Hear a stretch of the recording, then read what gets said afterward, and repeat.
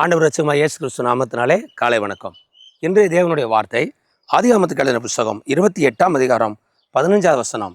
நான் உனக்கு சொன்னதை செய்யும் அளவும் உன்னை கைவிடுவதில்லை. இந்த வார்த்தை வானத்தையும் பூமியும் படைச்ச கடவுள் யாக்கோப்புக்கு கொடுத்தன வாக்குத்தத்த வசனம். தன்னுடைய சொந்த சகோதரனாகிய ஏசாவாலே பயிக்கப்பட்டு தாயாலும் தகப்பனாலையும் துரத்தப்பட்டு அவன் தனியாய் தன்னுடைய மாமா வீட்டுக்கு போய் கொண்டிருக்கும் பொழுது போகிற வழியில இருட்டாயிடுச்சு.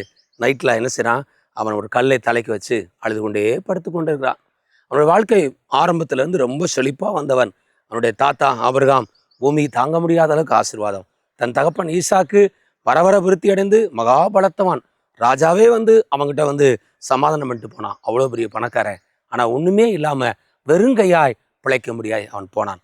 போகிற வழியில அவன் கலங்கி போயிட்டான். ரொம்ப தவித்து விட்டான். அவன் அழுது கொண்டே படுத்து கொண்டிருக்கும் பொழுது அன்றைக்கு ராத்திரியிலே கர்த்தர் யாக்கோப்புக்கு தரிசனமாகி அநேக வாக்குத்தத்தங்களை கொடுத்து, இந்த வாக்குத்தத்தங்கள் எல்லாம் உன் வாழ்க்கையிலே நிறைவேற்ற வரைக்கும் நான் உன்னை விட்டு விலகுவதில்லை, உன்னை கைவிடுவதில்லை என்று ஆண்டவர் சொன்னார். தேவனுடைய பிள்ளையே, உன்னுடைய வாழ்க்கையிலையும் ஒரு நன்மை இல்லையா? உனக்குன்னு உதவி செய்ய யாருமே இல்லையா? வெறுங்கையாய் வாழ்ந்து கொண்டிருக்காயா? என் வாழ்க்கை எப்படி வெற்றி அடைய போகிறது? எல்லாத்தையும் எப்படி நான் ஜெயமாக கொண்டு போறேன்னு சொல்லி கலங்கி கொண்டு தவித்து கொண்டிருக்காயா?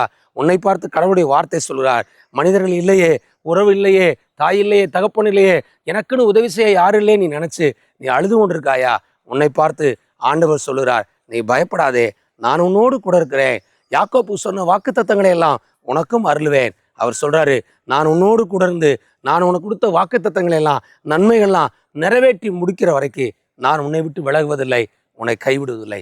தேவனுடைய பிள்ளைகளே, யாக்கோப்பு போகும் பொழுது கோளுங்கையுமாய் பிழைக்க போனான், அழுது கொண்டே போனான். ஆனால் கர்த்தருடைய கரம் அவன் மேல் இருந்தது, கர்த்தருடைய ஆசீர்வாதம் இருந்தது. அவன் அதே ஊருக்கு மறுபடியும் திரும்ப வரும்பொழுது 2 பரிவார ஆசீர்வாதத்தினால தேவன் அவனை நிரப்பினார். இந்த காலவேளையில உங்களையும் பார்த்து ஆண்டவர் சொல்றார், ஒண்ணுமே இல்லைன்னு நினைக்காத, கர்த்தர் உன் கூட இருப்பார், உன்னை ஆசீர்வதிப்பார், உன் வேலையை ஆசீர்வதிப்பார், உன் தொழிலை ஆசீர்வதிப்பார், உன் குடும்பத்தை ஆசீர்வதிப்பார். தேவன் உன்னை கோளும் கையுமா இருக்கிற, ஒண்ணுமே வெறுமையா இருக்கிற உன்னை பார்த்து சொல்லுறார், 2 பரிவார ஆசீர்வாதத்தினால உன்னை நிரப்புவேன்.